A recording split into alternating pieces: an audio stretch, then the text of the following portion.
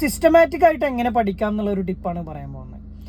1 മണിക്കൂറിൻ്റെ plan ഞാൻ പറഞ്ഞുതരാം. 1 മണിക്കൂറിൻ്റെ study plan എന്ന് പറയുമ്പോൾ നിങ്ങൾ അതിനെ 4 ഫേസ് ആക്കിയിട്ട് തിരിക്കുക.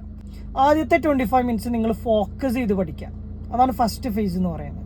നിങ്ങൾ പഠിക്കാനിരിക്കുന്ന സബ്ജക്റ്റിൽ ആ ടോപ്പിക്ക് ഇരുന്ന് നിങ്ങളുടെ കപ്പാസിറ്റി അനുസരിച്ച് എത്ര ടോപ്പിക് ആണെന്നുണ്ടെങ്കിലും 25 മിനിറ്റ്സിൽ നിങ്ങൾക്ക് പഠിക്കാൻ പറ്റുന്നത് നല്ല രീതിയിൽ ഫോക്കസ് ചെയ്ത് പഠിക്കാം. ദെൻ രണ്ടാമത്തെ ഫേസ് എന്ന് പറയുന്നത് 5 മിനിറ്റ്സ് ആണ്. 5 മിനിറ്റ്സ് നിങ്ങൾ ബ്രേക്ക് എടുക്കുക.